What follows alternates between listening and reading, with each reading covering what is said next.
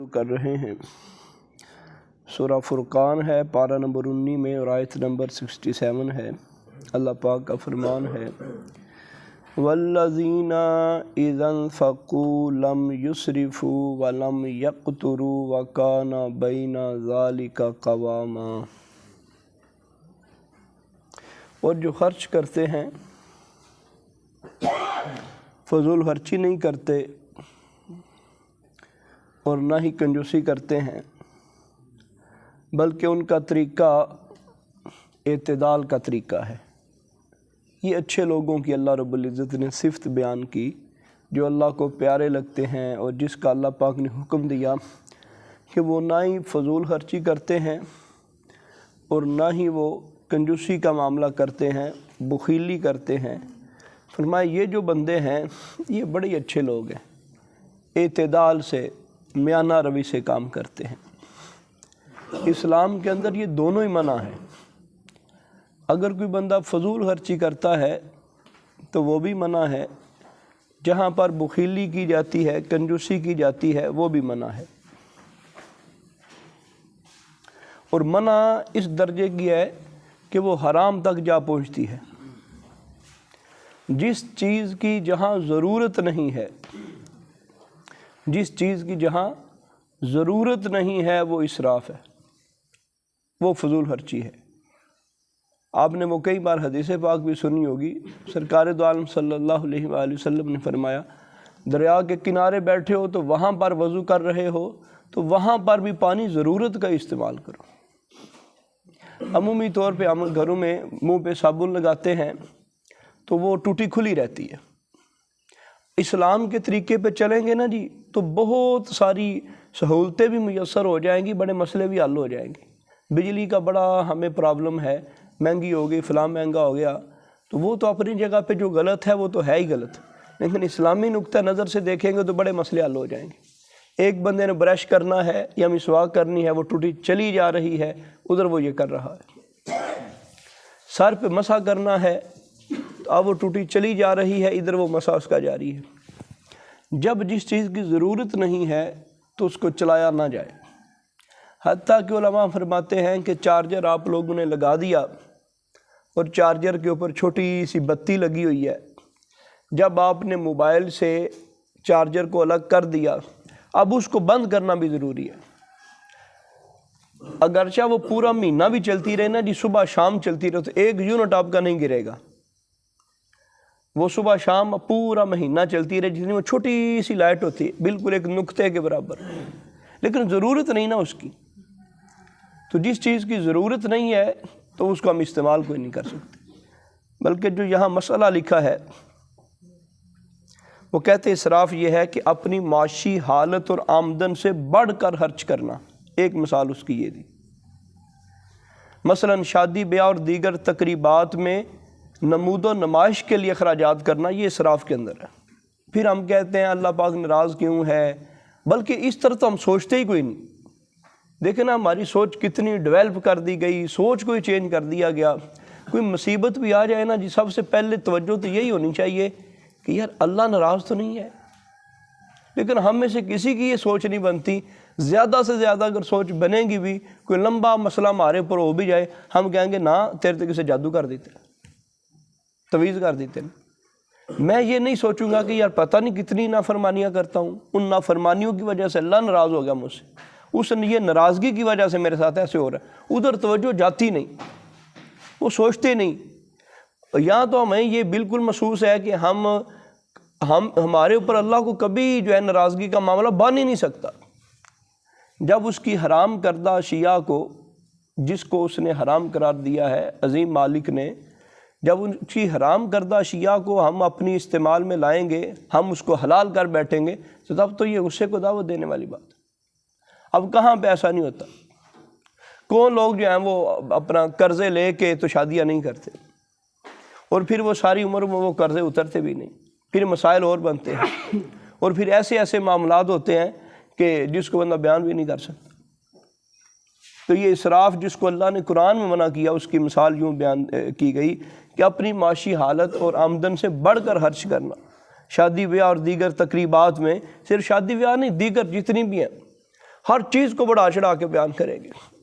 کتنے ایسے ماڑے لوگ ہیں، یقین کریں، کتنے، ان کو کتنی بار کہا ہے کہ یار خالی دودھ کا گلاس لے آیا کرو، خالی پانی کا گلاس لے آیا کرو، ختم ہو جائے گا، مانتے ہی نہیں۔ وہ کم از کم جس بندے کی مالی حیثیت اچھی نہیں ہے وہ کیوں قرضہ لے؟ جب اللہ اور اس کے رسول نے اس کے اوپر فرض نہیں کیا کہ تو لازمی، وہ کیوں ایسے کرے؟ اس کے اپنے حالات بڑے ٹیٹ ہیں، ٹھیک ہیں، تو وہ پھر اس طرح بار بار جاتا ہے۔ دیگر جتنی بھی تقریبات ہیں اسلام کہتا ہے نہ، بڑھ کے نہیں۔ اور پھر دوسری مثال اس کی یہ بیان کی جاتی ہے کیفیت کے معاملات میں، کسی بھی چیز کو غیر محل میں غلط جگہ استعمال کرنا وہ بھی اسراف کے اندر آئے گا۔ اب مثال جو انہوں نے دی ہے، بدکاری میں خرچ کرنا اگرچہ تھوڑا ہی کیوں نہ ہو۔ ایک بندے کو ضرورت نہیں ہے، اس نے موبائل کا پیکج صرف اس لیے لگایا کہ میں اس کے اوپر موویاں دیکھوں گا، اب وہ غلط کے اندر استعمال ہو رہا تو یہ بھی اسراف کے اندر ہے، ضرورت نہیں اس کی۔ ہم چھوٹے چھوٹے کتنے معاملات اس طرح کے کر جاتے ہیں جس کی اسلام اجازت نہیں دیتا، پھر ہم کہتے ہیں یہ مسائل بن گئے، یہ مسئلے بن گئے۔ تو اصل ہم اسلام کے اسٹریٹجی کو سمجھیں، اس کے طریقے کو سمجھیں، وہ ہمیں کس طرف لے کے جانا چاہتا ہے۔ کوئی بھی ایسا کام جس کام کی اسلام اجازت نہیں دیتا، ہر اس کام کے اندر 1 روپیہ بھی لگا دینا یہ بھی اسراف کے اندر آئے گا، جس کو اللہ نے حرام قرار دیا۔ اب کتنی جگہ پہ ہمارے پیسے بلا وجہ لگتے ہیں۔ اب ساری ماشاءاللہ سمجھدار بیٹھے ہیں، نوجوانوں کے لیے مسئلہ ہے۔ عمومی طور پہ آج یہ جو ہے وہ دوستیوں کے بڑے ٹرینڈ ہیں اور لمبے لمبے کال پیکج ہوتے ہیں، اور کسی چیز کی مخالف جنس کی جو ہے وہ بھی تمیز نہیں کی جاتی، اور پھر بڑے تحائف کا جو ہے وہ سلسلہ جاری ہوتا ہے۔ علماء نے اسے زنا کی رشوت قرار دیا ہے۔ نکاح سے پہلے کوئی مرد کسی غیر عورت کو تحفہ دیتا ہے تو علماء نے واضح مسئلہ لکھا، یہ زنا کی رشوت ہے۔ ایک تو ویسے رشوت بڑی حرام ہے، فرمایا یہ زنا کاری کی رشوت ہے۔ جتنے بھی یہ گفٹ دیتے ہیں، جتنے تحائف، جتنا بھی سلسلہ چڑھتا ہے، اسراف کے اندر تو ہے ہی وہ، لیکن اسراف کے ساتھ ساتھ وہ بدکاری کی رشوت ہے۔ اچھا، 2 چیزیں بیان ہوئی تھی نا، ایک اسراف اور ایک بخیلی، یعنی کنجوسی جسے ہم کہتے ہیں۔ وسعت ہونے کے باوجود، خوشحالی ہونے کے باوجود، پیسے اور مال ہونے کے باوجود بہت تنگی سے خرچ کرنا کہ بندے کی ضرورتیں بھی پوری نہ ہو، یہ تو لگتا ہے کہ یہ صورتحال تو فی الوقت نظر کچھ ہمیں، اگر ہم زمانہ ماضی میں چلے جائیں نا جی، پھر ہمارے وہ جو بڑے لوگ وہ بڑے سگڑ ہوتے تھے اور اس سلسلے میں وہ پیسہ بڑا چھپا کر دبا کے رکھتے تھے۔ تو اب تو ہمیں یہ چیزیں بڑی مشکل، اگر کوئی والد چاہتا بھی ہے کہ پیسے میں نہ لگاؤں تو اس کی اولادیں جو ہے نا وہ اس کو نہیں رہنے دیتی کہ نہ۔ لیکن المختصر اسلام کے اندر بخیلی، کنجوسی، یعنی جہاں پہ لگانا چاہیے، ہماری نظر سے نہیں، اسلام کی نظر سے، ہماری نظر سے نہیں، اسلام کی نظر سے، جہاں پر پیسہ لگانا چاہیے وہاں بندہ نہیں لگاتا، یہ بخیلی ہے۔ اچھا، جہاں پہ صدقہ خیرات لازم ہے وہ بندہ نہیں کرتا، وہ بھی بخیلی ہے۔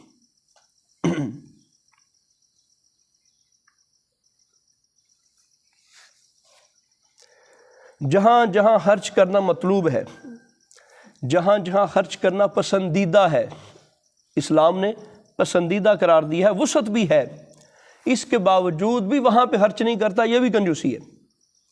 اب دیکھیں، کسی کا کوئی بھائی تنگ دست ہے، کسی کی بہن تنگ دست ہے، اب ان کو دینا فرض نہیں ہے، جبکہ ان کے کچھ نہ کوئی سسٹم ان کا چل رہا ہو۔ تو اب ایک بندے کے پاس وسعت بھی ہے لیکن اس کو پتہ ہے وہاں دینا مطلوب، یعنی شریعت کو پسند ہے کہ وہاں دیا جائے، اب یہ گنجائش ہونے کے باوجود وہاں نہیں دیتا، تو یہ بھی کنجوسی کے اندر آئے گا، بخیلی کے اندر آئے گا۔ اگلا مسئلہ بیان کیا گیا، والذین لا یشہدون الزور واذا مروا باللغو مروا کراما۔ بہت پیارا مضمون ہے، تو جو سنیں گے تو ایسے ہی مسئلہ واضح ہو جائے گا۔ اللہ پاک کا حکم ہے، اللہ کے بندے وہ ہیں جو جھوٹی گواہی نہیں دیتے، اور جب کسی لغو چیز کے پاس سے، محفل سے گزرتے ہیں تو وقار کے ساتھ گزر جاتے ہیں۔ بری مجلس سے قریب سے گزرتے ہیں تو بیٹھتے نہیں، توجہ نہیں کرتے، نگاہاں تھلے سٹ کے چپ کر کے زدنا ٹر جاندے، بہندے ہی نہیں۔ اس مجلس وچ نہیں بہندے، پتہ ہے بھی ایتھے یار گفتگو ٹھیک نہیں ہوندی، ایتھے یار ہر روز کس دی غیبت ہوندی ہے، یار ایتھے جتھے بیٹھا نا میں تے ایتھے کس دی عزت ہی نہ خراب کرنی ہے، ایتھے انہاں نے ہاسا مذاق کر کے کسی بندے نوں انج ہی تنگ کرنا ہے، آپس وچ کسی دی بےزتی جڑا کر دین گے۔ تو فرمایا اللہ کے بندے وہ ہیں کہ جو جھوٹی گواہی بھی نہیں دیتے اور بری محفل کے اندر بھی نہیں بیٹھتے، اگر بری محفل کے قریب سے وہ گزرتے ہیں تو پھر وہ چلے جاتے ہیں۔ یہاں حدیث پاک رسول پاک صلی اللہ تعالیٰ علیہ وآلہ وسلم کا فرمان ہے بخاری شریف میں،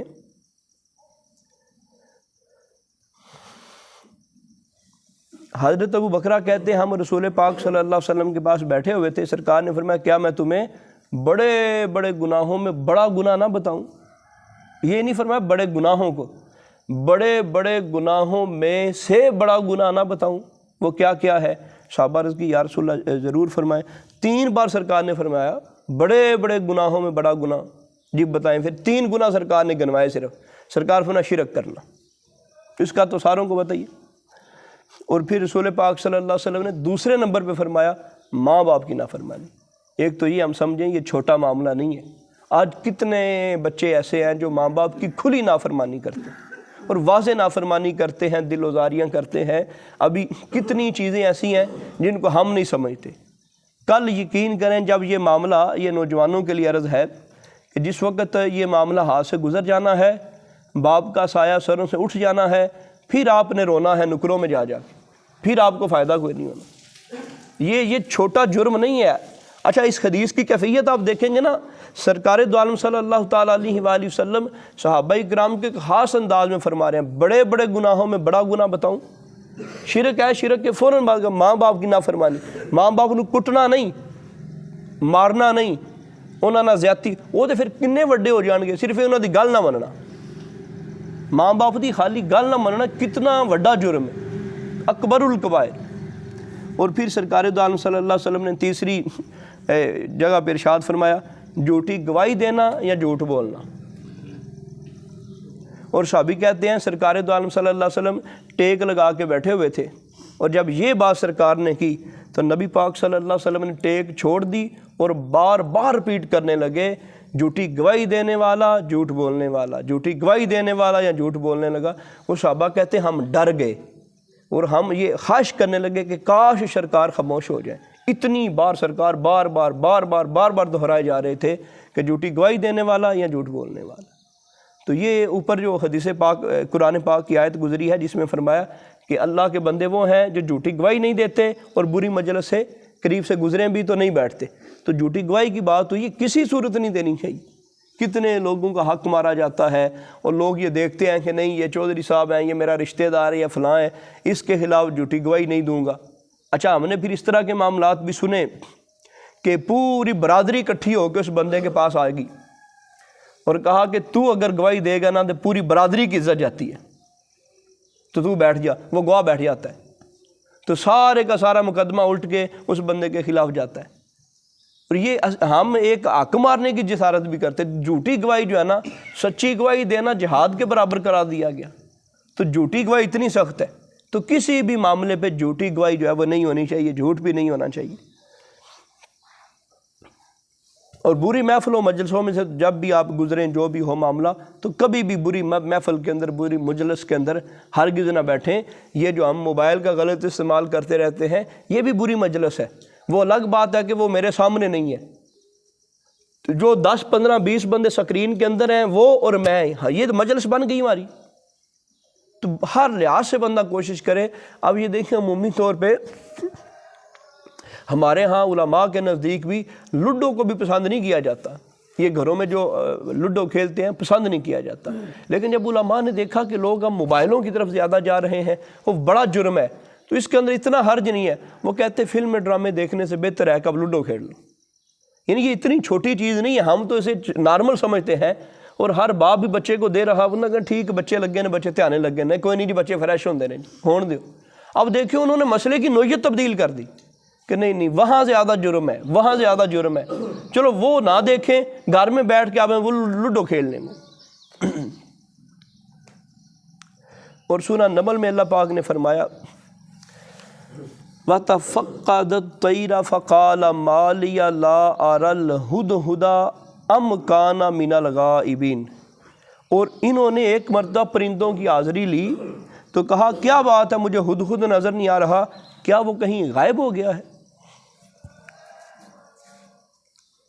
یہ آپ کو پتہ چل گیا ہوگا کہ وہ سلیمان علیہ السلام والا واقعہ، وہ جو پرندہ نہیں تھا۔